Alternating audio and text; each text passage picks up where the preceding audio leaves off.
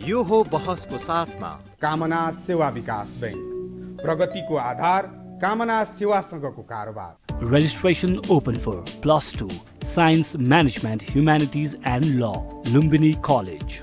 गर्वैदेखि बलियो भूगर्भ सिमेन्ट।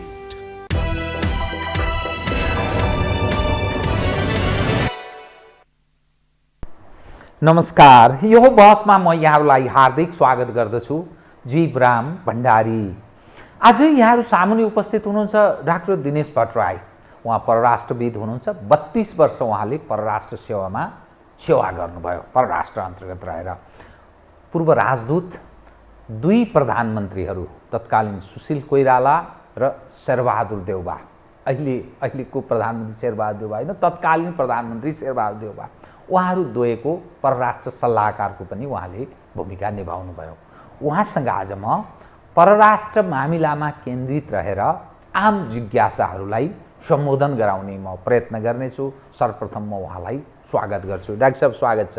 धन्यवाद, नमस्कार। लामो समयपछि तपाईँसँग यो संवाद गर्ने अवसर प्राप्त भयो। धन्यवाद छ, आइदिनु भयो।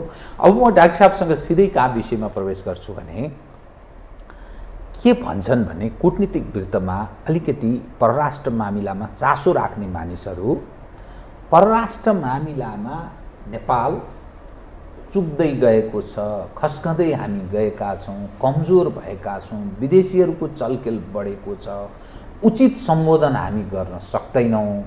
परराष्ट्र मन्त्रालय आज पनि छ, हिजो पनि थियो, सम्बन्धित परराष्ट्रसँग सम्बन्धित विभागहरू हिजो पनि थियो, आज पनि छ। मूल समस्या के हो भन्ने जिज्ञासा मानिस निरन्तर राखिरहन्छन्। हामी सामान्य एउटा सतहमा कुरा बुझ्ने, एउटा सञ्चार क्षेत्रमा काम गर्ने मानिस यो जिज्ञासालाई शान्त पार्दिन्छ। डाक्टर साहब, यो आम रूपमा मानिसहरूको, किनभने परराष्ट्र मन्त्रीलाई मैले सोधेँ भने औपचारिक जवाफ आउँछ। परराष्ट्रका अहिलेका जागिरेहरू त्यही लिमिटेसनमा बसेर कुरा गर्छन्। मूल समस्या कहाँनिर छ? धन्यवाद। साह्रै राम्रो प्रश्न गर्नुभयो। तर एउटा कुरा चाहिँ हामी सतहीमा भन्नुभयो, तपाईँहरूले सतहीमा होइन, मिडियाले अहिले परराष्ट्र सम्बन्धमा धेरै चासो लिएर धेरै बुझ्ने गरेका छ भन्ने लाग्छ मलाई। र केही कुराहरू हामीले तपाईँहरूको मिडियाबाट चाहिँ पाउँछौँ। यो परराष्ट्र नीति, परराष्ट्र मामिला हामी जस्तो मुलुकको लागि, जो 2 भीमकाय मुलुकको बिचमा छौँ, त्यो ठुला मात्रै छैनन् यिनीहरू उदीयमान राष्ट्रहरू पनि हुन् है। ठिक छ, हामी त छिमेकी, हाम्रो ठाउँ त यहीँ नै थियो पहिलेदेखि नै। अहिले चीन धनी भयो, भारतको पनि चाहिँ अन्तर्राष्ट्रिय रङ्गमञ्चमा चाहिँ उसको पनि भूमिका, उसको प्रभाव, उसको चाहिँ शक्ति बढिरहेछ। यी दुवै राष्ट्रको शक्ति बढ्दाखेरि हामी त झन् चाहिँ त्यसको फोकसमा परिरहेछौँ, केन्द्रमा छौँ। विश्वको ध्यान अहिले चाहिँ यता यी 2 शक्ति राष्ट्रको बीमा हुँदाखेरि हामीमा स्वतः परिरहेछ। त फुकी हामीले कदम एकदम फुकेर छुराको धारमा भन्छौँ नि हामी, छुराको धारमा हिँड्नुपर्ने छ। अब तपाईँले यो के समस्या हो भन्नुभयो नि। अब मैले देखेको समस्या नेपालको परराष्ट्र इस्ट्याब्लिसमेन्टमा, परराष्ट्र मामिलामा एउटा त हाम्रो चाहिँ व्यवहारले, बोलीले, शैलीले हाम्रो त्यो क्रेडिबिलिटी, जुन विश्वसनीयता हो नि, त्यो कम भइरहेछ, घुम्दै गएको छ। अर्को परराष्ट्रसँग सम्बन्धित व्यक्तिहरू छन् कि राजनीतिक वृत्तका मानिसहरू? त्यो संस्थासँग स्ट्रक्चरल पनि छ, इन्स्टिट्युसनल पनि छ, अनि पोलिटिकल समस्या। यो पोलिटिकल लेभलबाट जुन किसिमको क्रेडिबिलिटी मेन्टेन हुनुपर्ने हो, जुन किसिमको कन्सिस्टेन्सी मेन्टेन हुनुपर्ने हो, त्यो कुरा हुन सकेन। फरेन पोलिसीमा क्रेडिबिलिटी भन्ने ठुलो एसेट हो। अब अहिले हामीले एक चिज भन्छौँ, भोलि अर्को चिज भन्छौँ, अथवा सत्तामा छँदा एउटा कुरा भन्छौँ, सत्ता बाहिर छँदाखेरि एउटा कुरा भन्छौँ, त्यो चाहिँ ठिक भएन। अर्को कुरा, हामी कहाँ चाहिँ संस्था, जुन फरेन पोलिसी इस्ट्याब्लिसमेन्ट एसएच हो, त्यो चाहिँ कमजोर छ। अलमोस्ट अब ब्रोकन त नभनौँ, अब छ, नभएको होइन, चलिरहेछ। तर के भन्दाखेरि भाँचिएको चाहिँ होइन होइन होइन छ, त्यसलाई त राम्रोसँग रिपेयर गर्न सकिन्छ, मर्मत गर्न सकिन्छ। परराष्ट्र मन्त्रालय जुन हो यसलाई बलियो नबनाइकन, यसलाई प्रभावकारी नबनाइकन, यसलाई सशक्त नगरिकन, यसलाई चाहिँ अलिकति ह्यान्डल गर्ने ऊ नदिइकन परराष्ट्र मन्त्रालयको जुन फरेन सर्भिस छ त्यहाँ काम गर्ने साथीहरूलाई विश्वास नगरिकन, अलिकति उनीहरूलाई पनि रेस्पोन्सिबल नबनाइकन यो सुध्रिनेवाला छैन। त्यसकारण चाहिँ अहिले विभिन्न किसिमका समाचारहरू आइरहेका छन्। अब हामीले यो डेमोक्रेसी सुरु भएपछि पहिलो हाई लेभल टास्क फोर्स गऱ्यौँ, त्यसपछि फेरि अर्को पोलिसी ग्रुप बनायौँ, त्यसपछि फेरि 2006 मा अर्को चाहिँ एउटा हाई लेभल टास्क फोर्स गऱ्यौँ। त्यति होइन, 2017 मा पनि हामी गऱ्यौँ एउटा। सबैले चाहिँ के भन्छन् भन्दाखेरि परराष्ट्र इस्ट्याब्लिसमेन्ट प्रति यो बिनाइन नेग्लेक्ट, जानेरै नेग्लेक्ट गरे हो कि जस्तो देखिन्छ भन्ने किसिमका रिपोर्टहरू छन्। ती रिपोर्टहरू दराजमा कता थन्किया छन्। अब तिनीहरूको कार्यान्वयन चाहिँ बडा कमजोर छ। त्यो अनि हामीले चाहिँ त्यो निजामती सेवा ऐनको कुरा चाहिँ पनि हामी सुन्यौँ 2-3 वर्ष अगाडि। अहिले पनि अझै त्यो त्यतिकै ह्याङ्गिङ छ, त्यतिकै चाहिँ पास हुन सकेका छैन संसदबाट। भने परराष्ट्र मन्त्रालयको सचिव जहाँसुकैबाट पनि चाहिँ लैजान सकिने भन्ने किसिमको प्रावधान राखेर परराष्ट्र मन्त्रालयलाई जसरी कमजोर बनाउने चाहिँ प्रयत्न गरिरहेको छ, यो चाहिँ जसरी त्यो संस्थाको चाहिँ रुटमा चाहिँ हिट गर्ने चाहिँ पोलिटिकल नेतृत्वले चाहिँ एप्रोच अपनाएको छ, मैले त्यहाँनिर चाहिँ यो परराष्ट्र इस्ट्याब्लिसमेन्टको कमजोरी मैले त्यहाँनिर देख्छु। त्यसैले क्रेडिबिलिटीको लागि, कन्सिस्टेन्सीको लागि एउटा सुधार चाहिँ लिडरसिपबाटै, पोलिटिकल लिडरसिपबाटै, अनि त्यो परराष्ट्र मन्त्रालयलाई बलियो बनाउने कुरा त मैले गरिहालेँ। अर्को कुरा, हामी कहाँ अभिलेख साह्रै कमजोर छ। अब हामी कहाँ अभिलेख नभएका होइनन्, पहिलाका छन्। अब अहिले नै म दुःखका साथ भन्नु पनि पर्छ, अहिलेसम्म पनि हाम्रो नेतृत्वले विदेशीहरूसँग भेटघाट गर्दाखेरि त्यसको रेकर्ड राख्ने चाहिँ जुन प्रचलन हो त्यो रेकर्ड चाहिँ राखिँदैन। त्यो भविष्यको सन्दर्भको लागि त्यो रेकर्ड चाहिँ बडा जरुरी हुन्छ। त्यसैमा आधारित भएर हामीले सम्बन्धलाई चाहिँ अगाडि बढाउने हो। कसैसँग भेट हुँदाखेरि के शब्द युज गरेका छ, त्यो शब्दको चाहिँ चयन बडा महत्त्वपूर्ण हुन्छ। अब रेकर्ड नै राख्दैनौँ भनेपछि त यो संस्थागत चाहिँ जुन अभिलेख राख्ने कुरा हो, इन्स्टिट्युसनल मेमोरी त्यो राख्ने कुरा हो, त्यसमा हामी अलिक कमजोर छौँ। हामी कमजोर छौँ र त्यो झनपछि झन कमजोर हुँदै गइरहेछ। त्यही भएर यी सब कुराहरूलाई हामीले पहिले सुधार गर्न सुरु गऱ्यौँ भनेदेखि हामी काबिल छौँ, हामीले गर्न सक्छौँ भन्ने चाहिँ मलाई लाग्छ। डाक्टर साहब, परराष्ट्र मन्त्रालय हिजो पनि थियो, परराष्ट्रमा कार्यरत व्यक्तिहरू हिजो पनि थिए, यहाँहरू स्वयं पनि काम गर्नुभयो। आजका दिनमा पनि त्यो हिजोका व्यक्तिहरू सम्झनु पर्ने त्यस्तो मानिसहरू चर्चा गर्छन्। विभिन्न सरदार यदुनाथ खनालको कुरा गर्छन्, सरदार भीमबहादुर पाण्डेको, पदमबहादुर खत्री, यस्ता व्यक्तिहरू, त्यस्तै डाक्टर बेगबहादुर थापा, जो पुरानो इतिहासको जस्तो व्यक्तिहरू हुनुहुन्छ, उहाँहरूको हामी सम्झन्छौँ। यो पछिल्लो समयमा परराष्ट्र सेवा अन्तर्गत, परराष्ट्र त्यस अन्तर्गत नै सेवामा प्रवेश गर्ने जुन कर्मचारी तन्त्र छ र परराष्ट्र सेवाबाट नै एउटा राजदूत चयन हुने कतिपय सर्टेन प्रतिशत, 40-50%, अनि अरू पोलिटिकल, यसरी जुन छुट्याइएको छ, ती राजदूतहरूको भूमिका, चयन र त्यसलाई राजनीतिक वृत्तले दिने गरेको जुन अहिले त बडा छताछुल्लोको अवस्था छ, यो यसरी नजरानाको कुरादेखि लिएर तमाम विषयहरू उठ्ने गर्छ। यो के समस्या के हो डाक्टर साहब यो विषय चाहिँ? यो राजदूतको चयन सम्बन्धी चाहिँ कुरा गर्नुभयो। अब यो राजदूतको चयन गर्दाखेरि हामीले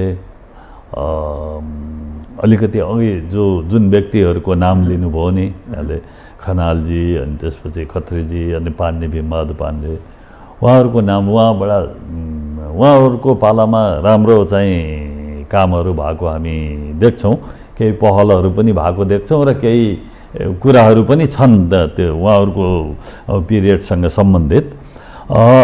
र अहिले चाहिँ अलिकति मैले अघि नै भने परराष्ट्र नीति हाम्रो जस्तो मुलुकको लागि हाम्रो सार्वभौमिकतासँग, हाम्रो स्वतन्त्रतासँग अनि हाम्रो सम्मानसँग, हाम्रो राष्ट्रिय विकाससँग सम्बन्धित छ र हामी स्वतन्त्र राष्ट्रको रूपमा चाहिँ कसरी रहन सक्छौँ भन्ने कुरा परराष्ट्र नीति हामी राम्रोसँग सञ्चालन गर्न सक्यौँ भनेदेखि त्यसले ठुलो योगदान गर्छ, त्यो ठुलो सहयोग हुन्छ भन्ने चाहिँ मलाई लाग्छ।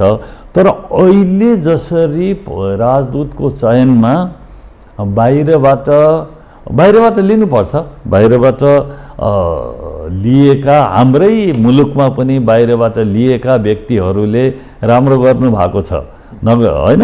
तर के भन्दाखेरि यदि हामीले चाहिँ विश्वव्यापी ट्रेन्ड हेऱ्यौँ भने, धेरै मुलुकहरूको ट्रेन्ड हेऱ्यौँ भनेदेखि बढी चाहिँ 70-80% परराष्ट्र सेवाबाटै गइरहेका हुन्छन् र बाँकी प्रतिशत एकदम चाहिँ जहाँनिर अति आवश्यक हुन्छ पोलिटिकल एपोइन्टी पठाउनु पर्ने, त्यसमा पनि सक्षम काबिल मान्छे जसले नेपाललाई चाहिँ राम्रोसँग प्रस्तुत गर्न सक्छ, बुझेको छ, त्यो मान्छेको चयन चाहिँ उपयुक्त देखिन्छ। अब अहिले चाहिँ जुन यो राजदूतहरू खाली भएको यताउति छ, यो हामीले चाहिँ यसबाट अलिकति स्टेबिलिटी छ है यहाँ भन्नको लागि बढीभन्दा बढी सङ्ख्यामा हामीले करियर फरेन सर्भिसबाट हामीले पिकअप गरेर पठाउन सक्यौँ भनेदेखि काबिल मान्छेहरू छन्, जिम्मेवार बनाउँदाखेरि जिम्मेवार बन्छन्। म डाक्टर साहबलाई यसमा त्यस कारण चाहिँ यो 70-80% मलाई त लाग्छ परराष्ट्र सेवाबाटै भयो भनेदेखि जुन हामीले यो चाहिँ रिक्तता देखिरहेछौँ नि कूटनीतिक नियोगहरूमा, यो रिक्तता कम हुने थियो र यसले चाहिँ मेसेज चाहिँ राम्रो जाने थियो। सरकार भए पनि यो त डिप्लोमेटिक सर्भिसबाट हो, यो त कन्टिन्यू गर्छ भन्ने किसिमको चाहिँ मेसेज जाने थियो। त्यसैले मलाई लाग्छ मेरो विचारमा त डिप्लोमेटिक सर्भिसको सियर चाहिँ बढाउनु पर्छ भन्ने चाहिँ मलाई लाग्छ। डाक्टर साहब, म यसमा अलिकति छिचोलेर विषयलाई उठान गर्छु। जस्तो राजदूतहरू जुन ढङ्गले चयन भएका छन् र उनीहरू ती सरकार, म व्यक्तिको नाम लिन चाहिरहेको छैन, चाहे चिनको होस्, चाहे भारतको होस्, चाहे अमेरिकाको होस् या अरू देशका जो राजदूतहरू चयन भए विभिन्न समयमा, यो पछिल्लो खास गरी परिवर्तन पश्चात त्यो देशमा राजदूत पनि छन्, तर त्यो देशले हामी उप के काम गरिरहेको छ थाहा पनि हुँदैन। राजदूतले के काम गरेर आयो, नेपाल र सरकारवाला देशबीच के सम्बन्ध विस्तारलाई के काम गर्यो, के गतिविधि गर्यो, त्यसको बारेमा पनि जानकारी हुँदैन। स्वयं नेपालमै आएका जस्तो भारतीय राजदूत भन्नुहोस्, चिनको राजदूत भन्नुहोस्, अमेरिकी राजदूतहरू, उनीहरूले निभाएको भूमिका हेर्ने हो भने त्यो अब कूटनीतिक मर्यादाको हिसाबले पनि अमर्यादित नेपालको सन्दर्भमा भनेर मानिस भन्छन् कि। तर हाम्रा राजदूतहरू जस्तै भारतको म उदाहरण दिन्छु, म व्यक्तिको नाम नलिकन, कालापानी लिपु लेक हुँदै जाने सडक निर्माण भारतले गर्ने, त्यो निर्माण मात्रै होइन, उनले भारतीय तत्कालीन रक्षा मन्त्री राजनाथ सिंह, रक्षा मन्त्री हुनुहुन्थ्यो उहाँ, राजनाथ सिंह अहिले पनि हुनुहुन्छ, उहाँले चीनको सीमासम्म जाने सडकको उद्घाटन गर्नुभयो। हाम्रो राजदूतलाई थाहा छैन, हाम्रो परराष्ट्र मन्त्रालयलाई जानकारी छैन, पछि मात्रै थाहा हुन्छ। यी यस्ता कयौँ त्यस्ता घटना छन् जसले भूमिका निभायो भने के निभायो, के काम गर्यो हाम्रो कूटनीतिक वृत्तले भन्ने बारेमा बारम्बार मानिसले प्रश्न गर्छन् नि डाक्टर साहब, यो के? क्षमताको हिसाबले अर्थात् कार्यकुशलता यो सबै के भन्दाखेरि हामीका संस्थागत कमजोरीहरू छन्। हाम्रो राष्ट्रिय संस्थाहरूलाई एकदम क्षत विक्षत त नभनौँ, छन् अलिकति नभएको होइन, तर राष्ट्रिय संस्थाहरू कमजोर पारेर हामीले यो काम गर्न सक्दैनौँ। अहिले यो प्रविधिको युग हो, अहिले डाटा यो सूचनाको युग हो। हामीसँग सूचना कसले हाम्रो मुलुकमा यो भू राजनीति भनेको कुन मुलुकले के किसिमको मेनुभरिङ गरिरहेछ हामीमाथि र कुन मुलुक आएर फेरि त्यसको काउन्टर मेनुभरिङ गरिरहेछ, त्यो कुराहरू हामीले चाहिँ हामीसँग कतिको सूचना छ त? तपाईँले सङ्केत गर्न खोज्नु भएको कुरो है। अब चाहिँ जस्तै अब मेरो अनुभवले पनि म चाहिँ भन्न सक्छु, कुनै बेला म दिल्लीमा बस्दाखेरि म जुनियर स्टाफ थिएँ त्यहाँ, यताबाट सूचना आएको हुँदैन, ल तिमीहरूको त यो मन्त्री आउँदै रहेछ भनेर चाहिँ तपाईँहरूलाई जानकारी उतैबाट आउँछ। त्योभन्दा दुर्भाग्यपूर्ण कुराहरू के हुन्छ भन्दा खोजा कुनै केसमा सबैमा त्यो होइन, तर के भन्दाखेरि हामीमा कमसेकम चाहिँ अब हामीले यहाँ कुनै सूचना दिनु पर्यो भनेदेखि पहिले हामीले यहाँको हाम्रा छिमेकी मुलुकका राजदूतहरूलाई दिने चाहिँ हामीले हो कि हाम्रो राजदूत चाहिँ जुन सम्बन्धित ठाउँमा छन् छिमेकमा तिनीहरूलाई दिएर उनीहरूलाई सक्रिय बनाउने हो। अब यहाँ काम कुरो भइरहेको हुन्छ, हाम्रा राजदूतहरूलाई केही थाहा हुँदैन। हेर्नु, सूचना भयो भनेदेखि बल्ल उसको शक्ति बढ्छ, उसको प्रभाव बढ्छ। अब सूचनै हुँदैन केमा काम गर्ने त भने चाहिँ त्यसैले यो किसिमको चाहिँ अहिले जुन सूचनाको युग हो र सूचना हामी कति छिटो प्रवाह गर्न सक्छौँ नम्बर 1, र कति सही सूचना हामीले चाहिँ लिएर प्रवाह गर्न सक्छौँ। अब चाहिँ तपाईँले कालापानी लुलेको कुरा गर्नु हो। अब के भइरहेछ भने त्यो त हाम्रो भूभागभित्र भइरहेको कुरो, कसले, मैले अघि भने नि, कसले के मेनुभरिङ गरिरहेछ, कसले काउन्टर मेनुभरिङ गरिरहेछ, यहाँ अमेरिकाले के गरिरहेछ, भारतले यहाँ के गरिरहेछ, त्यसको उसमा चीनले के गरिरहेछ, यहाँ त चलखेल, विदेशी चलखेल जुन छ यो मुलुकमा हामीलाई कति थाहा छ, कसले के गरिरहेको छन् त यहाँ। त्यसको लागि हाम्रा राष्ट्रिय संस्थाहरू बलियो हुनु पर्यो। हाम्रो राष्ट्रिय संस्थाहरूमा काम गर्ने, ती संयन्त्रहरूमा काम गर्ने व्यक्तिहरू बलियो हुनु पर्यो भने अलि योग्य हुनु पर्यो।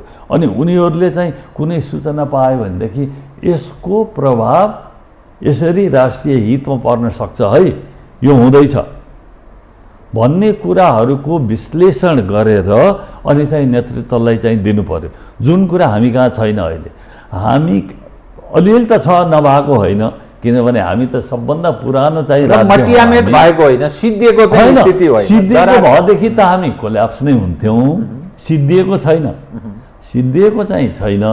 तर के भन्दा हामी दिन प्रतिदिन कमजोर भइरहेका छौँ, हाम्रा राष्ट्रिय संस्थाहरू कमजोर भइरहेका छन्। अब यो के जान कमजोर बनाउने खेलमा हाम्रो नेतृत्व संलग्न छ कि अथवा नजानेर यो सम्पूर्ण गतिविधि गरिरहेको छ? अब यो हामीसँग हामीलाई चाहिने सूचना नै छैन। हामीलाई के सूचना चाहिने हो, हामीले के चाहिँ त्यो सूचना सङ्कलन गर्नुपर्ने हो, त्यो सूचना नै छैन। त्यो सूचना हामीले कसैबाट पाउनुपर्छ होइन। आधारभूत सूचना त हामीसँग हुनु पर्यो नि। कसैका इन्टेलिजेन्सले चाहिँ बनाउने यहाँ चाहिँ टेररिस्ट एट्याक हुँदैछ है भनेर अमेरिका, भारत, अरू मुलुकहरूसँग अमेरिकाले आफ्नो साथीहरू, नेटो मुलुकहरूसँग चाहिँ त्यो इन्टेलिजेन्स एक्सचेन्ज गर्ने कुराहरू त्यो आफ्नो ठाउँमा होला, त्यो भाइटल इन्फर्मेसन को आदान प्रदान हुन्छ। तर हामीसँग चाहिने हाम्रो बेसिक इन्फर्मेसन, जस्तै कहीँ चाहिँ केही बनाउनु पर्यो भनेदेखि हस्पिटल बनाउनु पर्यो, कहीँ चाहिँ बोर्डर सेक्युरिटी फोर्स चाहिँ गर्नु पर्यो भनेदेखि त्यसको लागि त आधारभूत सूचना त चाहियो नि। त्यहाँको जनसङ्ख्या कति छ, त्यहाँ चाहिँ हेल्थ पोस्टहरू छन् कि छैनन्, त्यहाँ ओहोरदोहोर जनताको चाहिँ ओहोरदोहोर कतिको हुन्छ, ती सब कुराहरू नै हामीसँग बेसिक इन्फर्मेसन हामीसँग नहुनुको कारणले हामी अरूसँग चाहिँ भर पर्नुपर्ने। त्यसैले यो जुन किसिमको आधारभूत सूचना हामीले आफै सङ्कलन गर्नुपर्ने हो, अथवा भनौँ हाम्रा चाहिँ नि जासुसी संस्थाहरू, हाम्रा राष्ट्रिय जासुसी संस्थाहरू जुन छन् नि, यिनीहरूलाई सक्रिय पार्नुपर्ने होइन। अब आर्मीबाट के आउँछ, हाम्रो त त्यो सूचनाको स्रोत त हाम्रो त विभिन्न चाहिँ त्यसको लागि त संयन्त्र छन् नि। नेपाल आर्मीले आफ्नै किसिमले रिपोर्ट गर्छ होला सुरक्षाको सम्बन्धमा, पुलिसको होला, अनि हाम्रो जासुसी संस्था चाहिँ के राष्ट्रिय अनुसन्धान विभाग होइन, अनुसन्धान विभाग छ भने सबैले चाहिँ हाम्रो त्यो सम्बन्धित सूचना चाहिँ हामीसँग कम भएकोले यो मुलुकमा कसले के गरिरहेको छ भन्ने हामीलाई थाहा छैन। त्यसैले यसको यो क्युमुलेटिभ इफेक्ट हुँदै जाँदाखेरि भोलि हामीले चाहिँ यो थ्याक्न नसक्ने अवस्थामा पुग्ने हो कि भन्ने डर चाहिँ त्यो बाटोतिर लागिसकेको छ। डाक्टर साहबलाई म ताजा स्थितिमा म अलिकति विषय उठान गर्छु।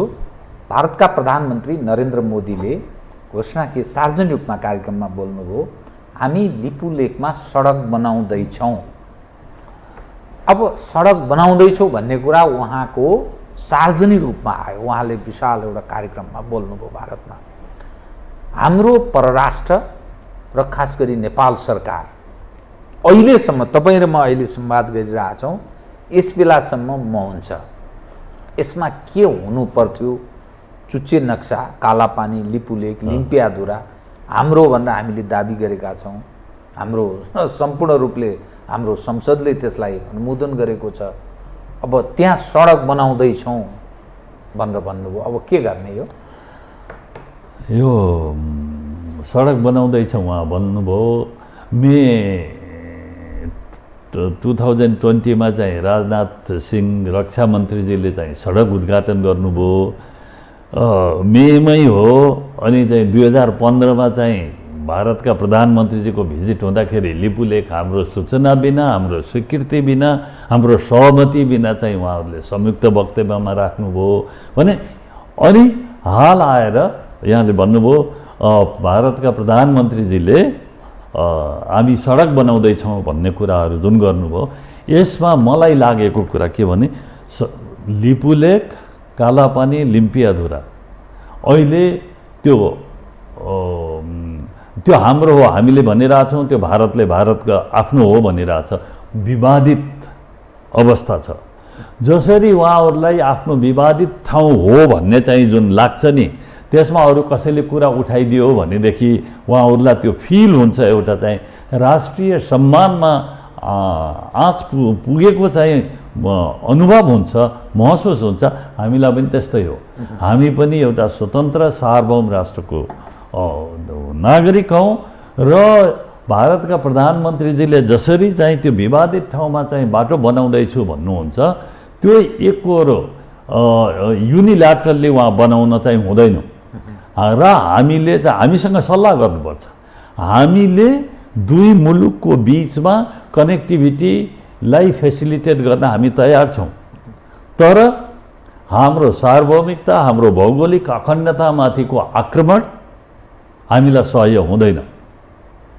त्यसैले यो जुन किसिमको अभिव्यक्ति आएको छ, यो अभिव्यक्ति कुन सन्दर्भमा आएको हो, कसरी चाहिँ के शब्द युज गरेर, शब्दको प्रयोग के गरेर उहाँले भन्नुभएको छ, त्यो सबैको चिरफार गरेर हाम्रो चाहिँ परराष्ट्र मन्त्रालय बोल्नुपर्छ भन्ने मलाई लाग्छ। किनभने लिपुलेक विवादित बनाइएको छ, जुन हाम्रै हो होइन, त्यो विवादित बनाइएको ठाउँमा एकतर्फी रूपमा चाहिँ कुनै पनि संरचना, कुनै किसिमको कारबाही नहोस् भन्ने हाम्रो चाहना हुनुपर्छ र हाम्रो त्यो अडान आउनुपर्छ। र अर्को कुरा चुच्चे नक्साको पनि कुरा गर्नुभएकोले यो कुनै सीमा विवाद मात्रै भएन। यो मैले जाने बुझेसम्म अब के यो त संविधानमै छ, यो अब चाहिँ सार्वभौमिकताको प्रश्न हो। यो चुच्चे नक्सा, Lipulekh, Kalapani, Limpiyadhura, it has become a sovereign issue now. झन्डै 372 वर्ग किलोमिटर भनेर भनिन्छ। यो सार्वभौमिकताको प्रश्न चाहिँ जुन खडा भयो, यो तपाईँले के इन्डियासँग बसेर सार्वभौमिकता बाटो गर्ने हो, लेनदेन गर्ने हो? कुनै नेपाली नागरिकले सार्वभौमिकता लेनदेन गरेको देख्न चाहन्छ? चाहँदैन। त्यसैले यो एकदम जटिलतातिर गइरहेछ, जटिल भइसकेको छ यो समस्या। यो सीमा विवाद मात्रै होइन, यो इट्स ए सभरेन्टी इस्यु। कुनै पनि चाहिँ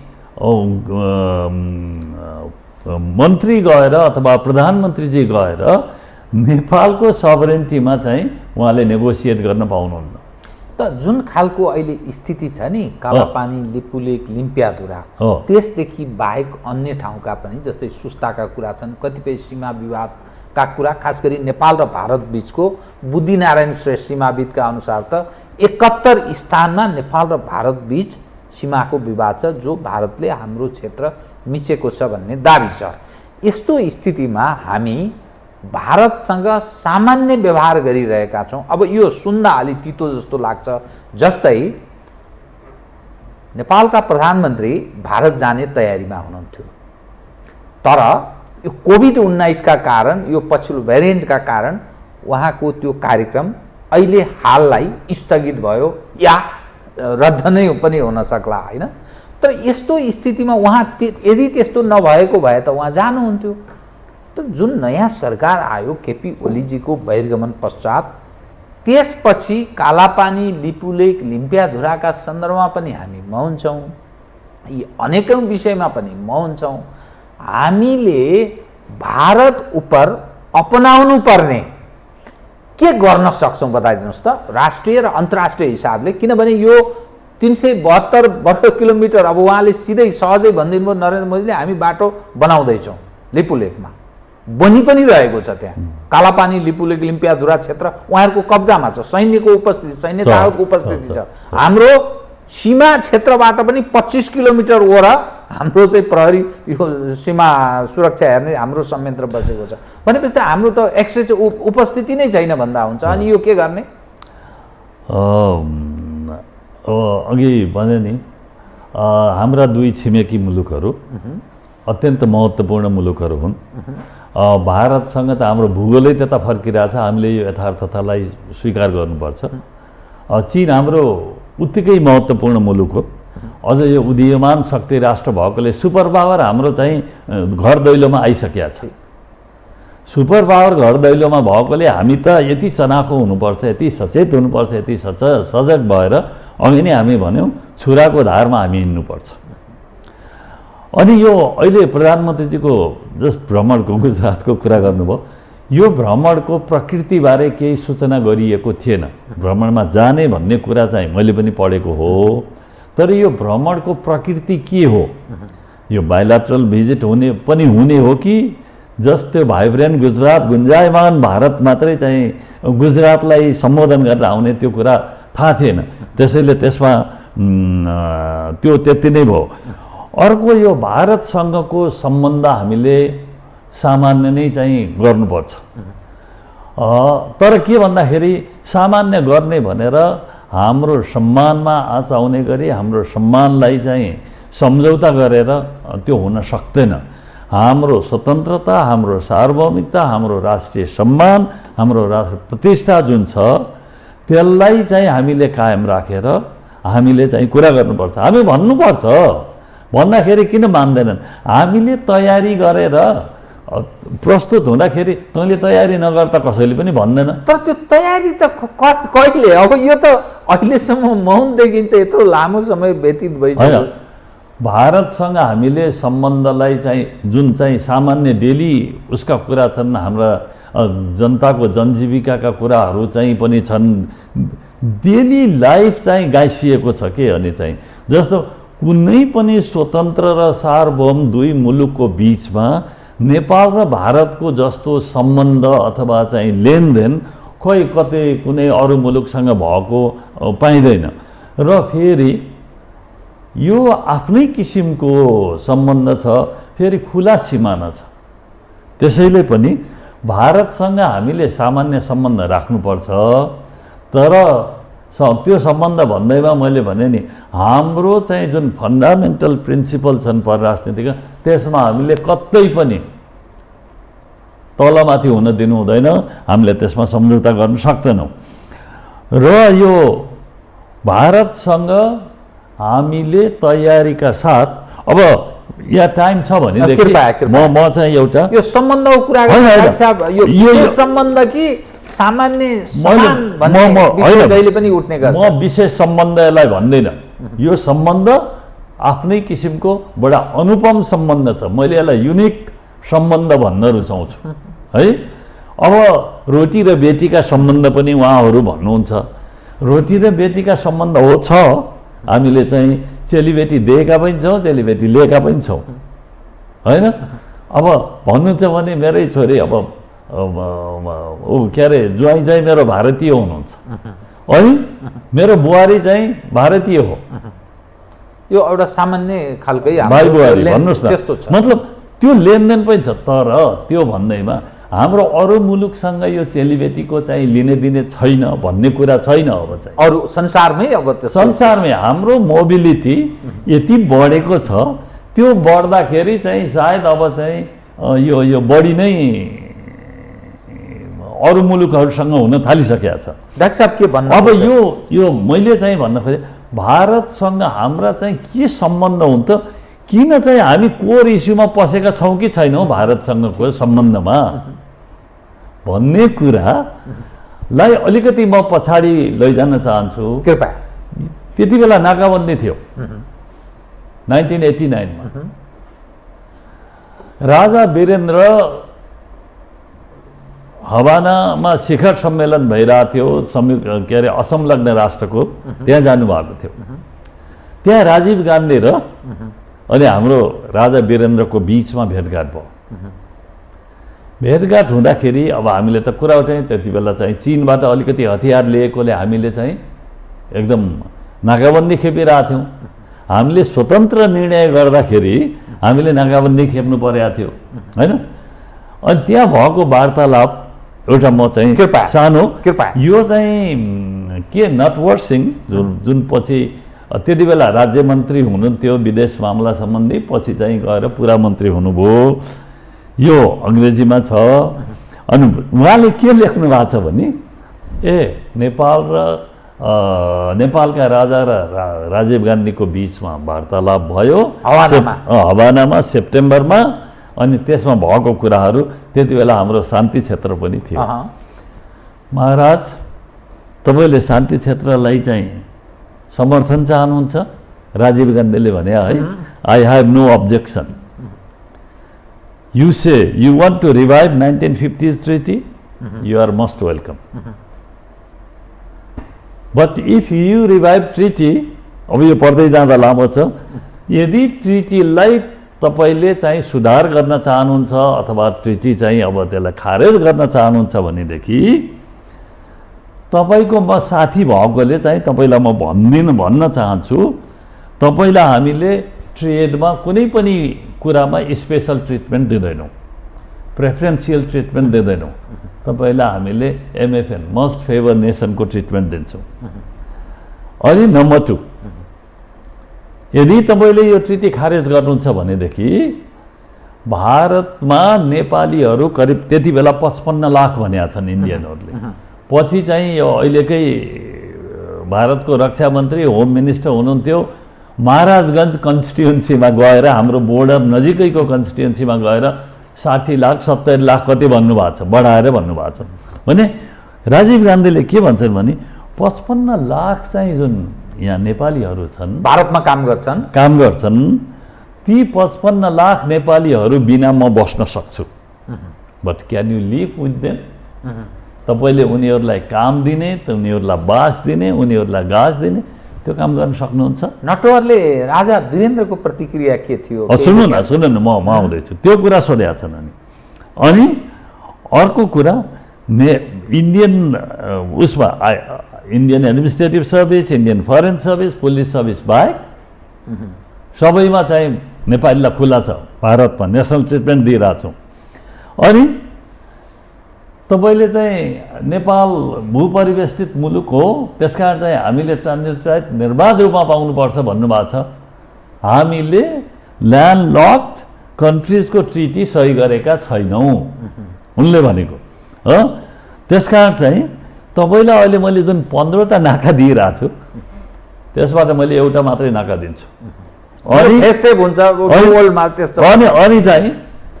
चाहिँ राजीव गान्धीले सोधेछन्, are you ready for this?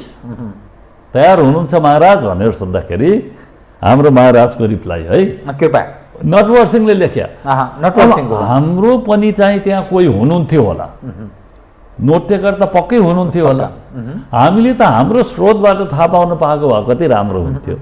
अब नटवर सिंहको किताब पढेर र हाम्रो महाराजले भन्नुभएको छ, you know nobody has put this to me in that way and I am grateful to you. Quote unquote है यो चाहिँ। त्यसकारण राजीव गान्धीले फेरि भन्नुभएछ, महाराज म तपाईँको साथी हुँ, I am your friend, I want to help you.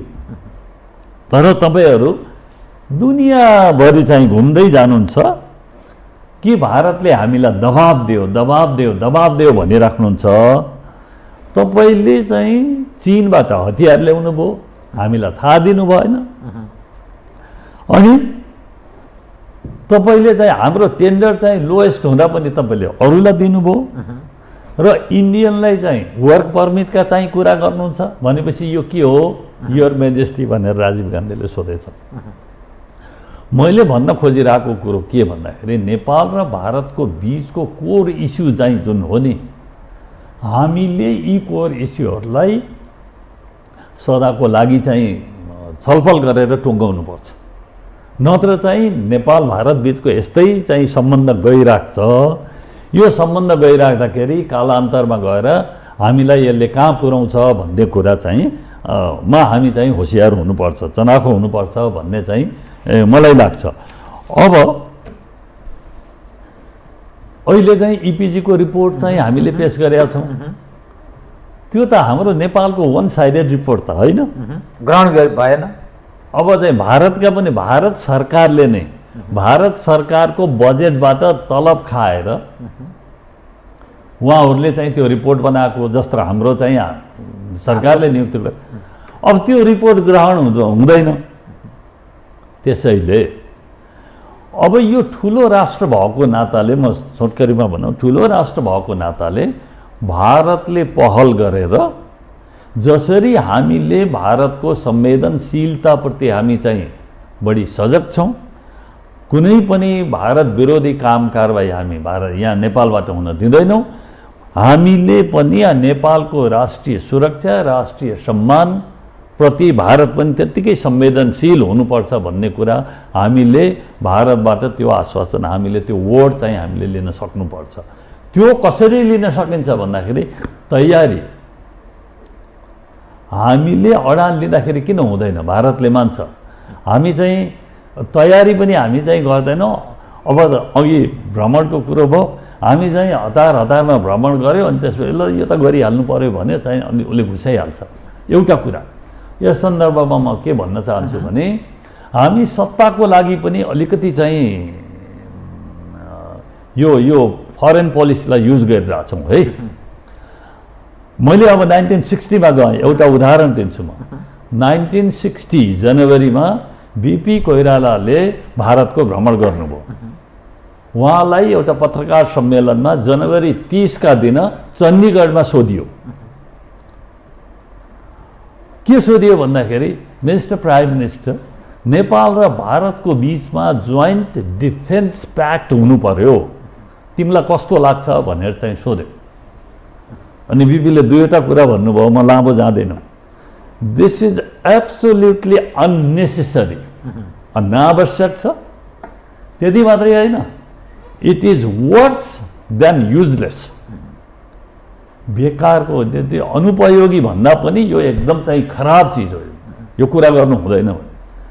अनि कसरी युज भएको छ हाम्रो परराष्ट्र नीति सत्ता स्वार्थको लागि भन्ने कुरा त्यसको 5 वर्षपछि 1965 मा भारत र नेपालको बीचमा आर्म्स एग्रिमेन्ट भयो।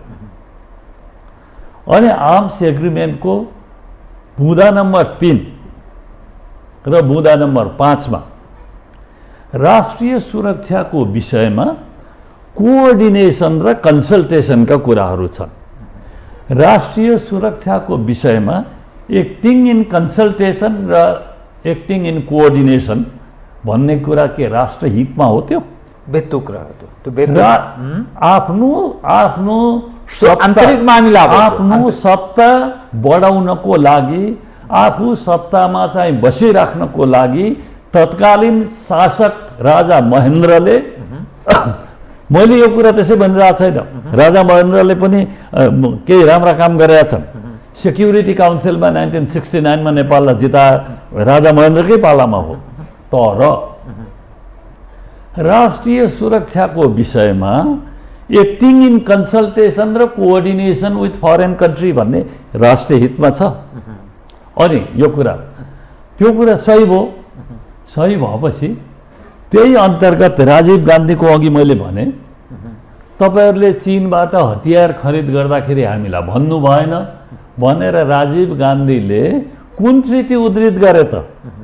यही 1965 को ट्रिटी उद्धृत गरेर त्यो धारा 3 अथवा जुन पोइन्ट नम्बर 3 र 5 हो त्यो उद्धृत गरेर के भने तिमीले चीनबाट हतियार खरिद गर्छौ, भारतलाई थाहा दिँदैनौ। सन्दर्भ यसको दिए र त्यो ट्रिटी गोप्य राखियो। मे 27 1989 का दिन कलकत्ताबाट प्रकाशित हुने स्टेट्सम्यान डेलीले त्यसलाई निकाल्दियो। पहिलो पटक सार्वजनिक जानकारीमा त्यो ट्रिटी आयो भनेपछि यस्ता गोप्य सम्झौता गरेर अनि चाहिँ विदेशीलाई खुसी पारेर अनि चाहिँ सत्ता चाहिँ स्वार्थ लम्बाउने चाहिँ कुराहरू अब अहिले हामीले हाम्रो अहिलेका नेताहरूलाई भनिन्छ पढिन्छ नि, राजादेखि नै सुरु भएको रहेछ त। डाक्टर साहबलाई म अब एक विषय उठान गर्न चाहन्छु। जस्तै यतिखेर एमसीसी यसै अड्केर बसेको छ। सत्तारूढ दलदेखि प्रमुख प्रतिपक्षसम्म यस सवालमा के गर्ने के नगर्ने भन्ने बारेमा अन्योलग्रस्त अवस्थाबाट गुज्रेको छ। चीनसँगको बेल्ट रोड इनिसिएटिभ त्यो कार्यान्वयनको चरण उप प्रश्नहरू उठेको छ। सुनिन्छ एमसीसी का सवालमा अमेरिकी चासो धेरै छ, चीन अर्को ढङ्गले सक्रिय छ। त नेपालको जो संयन्त्र छ, राज्य संयन्त्र र सरकार यस सवाल उप अहिलेसम्म के गर्ने के नगर्ने भन्ने स्थितिमा निरन्तर लामो समयदेखि अन्योलग्रस्त अवस्थाबाट गुज्रेको छ। यो विषयलाई तपाईँ जस्तो व्यक्ति जो लामो परराष्ट्रमा लामो तपाईको अनुभव पनि रह्यो, दुई प्रधानमन्त्रीहरूलाई तपाईले आफ्नो परराष्ट्र सल्लाहकारको रूपमा भूमिका पनि निभाउनु भयो, यो के गर्ने यो यसको बताउनु त? यो एमसीसी र बीआरआई को चाहिँ जुन अहिले एकदम हट इस्यु छ, यसलाई पहिलो कुरा त यी दुईवटा इस्युलाई एक अर्का विरुद्ध राख्न चाहिँ कुनै तुक छैन। यसलाई राख्ने पनि होइन। यसरी एमसीसी भने आफ्नै हो, बीआरआई भने अर्कै कुरा हो। अनि अब एमसीसी को कुरा के भन्दाखेरि एमसीसीमा मैले तीनवटा कुरा चाहिँ भन्छु। एमसीसी नम्बर 1 कम्पिटिटिभ सेलेक्सनमा परेको कुरा हो। हामीले त्यो 20वटा इन्डिकेटर्सहरू हुन्छन्, ती इन्डिकेटर्स मध्ये हामीले 15-16वटा जस्तै डेमोक्रेटिक गभर्नेन्स, ह्युमन राइट्सको चाहिँ सम्मान, अनि त्यसपछि चाहिँ अब के अरे एजुकेसनमा इन्भेस्ट गर्ने, हेल्थमा इन्भेस्ट गर्ने, अब यी सब कुराहरू हामीले पुरा गरेकोले कम्पिटिटिभली हामी सेलेक्ट भएको हो। नम्बर 1। नम्बर 2 एमसिसीमा दुईवटा कुराहरू छन् अहिले छोटकरीमा भन्दा। Number 1 cross border transmission line बनाउने र सडकको स्तरोन्नति गर्ने। त्यो हाम्रो प्राथमिकताभित्र पनि पर्छ। हामीले के पढिरहेछौँ भन्दाखेरि केही वर्षमा हामीसँग सरप्लस पावर सरप्लस हुन्छ, त्यसलाई त हामीले युज गर्न नसकेपछि त सबै हामीले त त्यसलाई बाहिर पठाउनु पर्यो। बाहिर पठाउनको लागि क्रस बोर्डर ट्रान्समिसन लाइन त चाहियो होइन। त्यस्तै सडकको स्तरोन्नति, त्यो कनेक्टिभिटी हाम्रो चाहिँ प्रायोरिटी नै हो। नम्बर 3 यो हाम्रो नेपाल लेड इम्प्लिमेन्टेसन, कार्यान्वयन यसको चाहिँ नेपालले नै गर्ने हो, नेपालीहरू नै हुन्छन्। अमेरिकाले आफ्ना चाहिँ कामदारहरू ल्याउँदैन यसको लागि। यसै अन्तर्गत यो सबै ट्रान्सपेरेन्सी छ, पारदर्शी छ। अब यो चाहिँ यसको टेन्डर हुँदाखेरि चीनले चाहिँ कम्पिट गर्यो, बिड गर्यो भनेदेखि, भारतले बिड गर्यो भनेदेखि जसले पनि पाउन सक्छ नि। त्यसकारण चाहिँ अर्को कुरा के भन्दाखेरि यो कुनै यो $500 मिलियन हामीले $130 मिलियन थपेका छौँ त्यसमा। यो फेरि अनुदान हो, हामीले ऋण पनि दिनु पर्दैन। तथापि अब यो विवाद किन बन्यो यो नेपालको सन्दर्भमा? विवाद त यो एमसिसीलाई अगाडि सारिएको मात्रै हो चाहिँ के नेपालमा त विदेशी चलखेल पुस 16 2033 सालको दिन बिपी कोइराला के अरे सेल्फ एक्जाइलबाट बाहिर मेलमिलापको नीति स्वदेश फर्किँदाखेरि Nepal centre of international conspiracy भनेर उहाँले विदेशीहरूको चलखेल यति बढिरहेको छ नेपालमा, हामी विदेशीप्रति आमुख छौँ होइन। अनि हाम्रो व्यक्तिगत स्वार्थपरायणता बढ्दो छ। यी सब कुराहरू उल्लेख गर्नु भएको छ। यो टाइम छैन अहिले त्यतातिर नजाउँ। त्यही भएर विदेशी चलखेल यो एमसिसी आएर बिआरआई आएर होइन कि नेपालमा विदेशी चलखेल एकदम पहिलेदेखि नै बढिरहेछ। मैले अघि भने नि झन् बढ्दैछ होइन। सुन्नु, यो बढ्दैछ त। घर दैलोमा चाहिँ सुपर पावर आइसक्यो। अर्कोतिर उत्तिकै शक्तिशाली कसैले चाहिँ चीनलाई चाहिँ च्यालेन्ज चुनौती दिन सक्छ भने त्यो भारत हो। भारतमा त्यो सम्भावना छ, भारतीय राष्ट्रमा।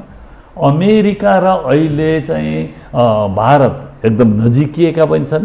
तिनीहरू नेचुरल एलाइ चाहिँ अब हुन त नेचुरल एलाइ भनेर अटल बिहारी वाजपेयीले भारत र अमेरिका चाहिँ नेचुरल एलाइज हुन् भन्नुभएको छ। एलाइज भने पनि कुनै किसिमको त्यस्तो सैनिक गठबन्धन भएको मैले पढेको छैन। त्यसैले भारतले नै एउटा चाइनालाई चाहिँ टक्कर दिन सक्नेछ। चाइना चाहिँ सुपर पावर भइसक्यो। त्यसैले हामी कहाँ यहाँ चलखेल त हुन्छ। यसलाई चाहिँ के हामीले चाहिँ छैन केही छैन सब ठिकठाक छ भनेर तपाईँ र म यहाँ बसेर बाहिर कसले के गरिरहेछ भन्ने थाहा छैन होला हामीलाई। समय भएन, मलाई 1 मिनटमा जवाफ दिनु होला, किनभने तपाईँको यो वाणी अर्थपूर्ण हुन सक्छ भन्ने मैले ठाने। यदि एमसिसीलाई हामीले लिएनौँ भने र लियौँ भने दुईटै विषय, दुईटै सम्भावना छ अहिले। किनभने सत्तारूढ दलभित्रै यसमा एमसिसीलाई यथास्थितिमा ग्रहण गर्ने कि नगर्ने भन्ने बारेमा विभाजित स्थितिमा छ सत्तारूढ दल। अनि यदि लियौँ भने र लिएनौँ भने यसको परराष्ट्र मामिलामा इम्प्याक्ट के पर्छ? लिएनौँ भनेदेखि हामीले जुन वचन चाहिँ अन्तर्राष्ट्रिय साथीहरूलाई दिइसकेका छौँ, हाम्रो विश्वसनीयता घट्छ कि त्यो हामीलाई पत्ताउन छोड्छन्, मान्छेले पत्ताउन छोड्छन्। अनि लियौँ भने फेरि चिनियाहरूको जुन खाले रोल छ, चिनियाहरू अलग ढङ्गले पेश हुन्छन् नेपाल उप। होइन, चीनको हेर्नुहोस्, हामी असंलग्न राष्ट्र हो। असंलग्न राष्ट्र भनेर यहाँ टाइम भएन। असंलग्न राष्ट्र भन्दैमा हेर्नुहोस्, यो इक्विडिस्टेन्सका कुराहरू, असंलग्नता भनेको इक्विडिस्टेन्स होइन। यो independence of action, independence of decision हो, स्ट्रेटेजिक अटोनोमी हो। त्यसकारण चाहिँ चीनलाई हामीले चाहिँ सम्झाउन सक्नु पर्यो। चीनले सम्झिन्छ। चीनले त भनिरहेछ, के भनेको थियो 1960 मा तपाईँ ऋषिकेश शाहमा के अरे चाइना जाँदाखेरि चिनिया माओ सेतुङले भने एउटा सेन्टेन्स मैले तपाईँलाई भनौँ, Nepal has to be friendly with India without being hostile to China. हामीले चीनलाई त्यहाँदेखि धेरै परिवर्तन भएको छ, म मान्छु। चीनलाई हामीले सम्झायौँ भनेदेखि सम्झिन्छ। चीन यहाँ कसैले पनि नसोचे हुन्छ चीनको विरुद्ध अथवा भारतको विरुद्ध नेपालको जमिनबाट, नेपालको भूमिबाट कसैले पनि कुनै विरोधी गतिविधि चाहिँ गर्न पाउँदैन। हामीले सम्झाउन सक्नुपर्छ। हामीले सम्झाउन सक्नुपर्छ। हाम्रो कूटनीति, हाम्रो नेतृत्व त्यसको लायक हुनुपर्छ। हामीले सम्झाउँदाखेरि भारतले पनि सम्झिनुपर्छ, चीनले पनि सम्झिनुपर्छ। हाम्रा अप्ठ्याराहरू, हाम्रो यो लक्ष्मण रेखा भन्छ नि, रेड लाइन यो हो, यसलाई तपाईँले क्रस नगरिदिनुहोस् है। डाक्टर साहब धन्यवाद छ। म केही अरू विषय कुरा गर्न चाहन्थेँ, समयले यतिसम्म साथ दियो। धन्यवाद। ल धन्यवाद। यो चाहिँ बोलाउनु भयो र यो कुराहरू आफ्नो राख्ने मौका पाएँ। धन्यवाद यसको लागि। र तपाईँ र चाहिँ सम्पूर्ण श्रोता, आदरणीय श्रोताहरूलाई मेरो सादर नमस्कार। आदरणीय दर्शकवृन्द, उहाँ हुनुहुन्थ्यो डाक्टर दिनेश भट्टराई। परराष्ट्र मामिला केन्द्रित रहेर गरिएको कुराकानी। म सहित मेरो सम्पूर्ण युनिटलाई कार्यक्रमबाट बिदा दिनुहोस्, तर यो टेलिभिजन हेर्दै रहनुहोला। नमस्कार।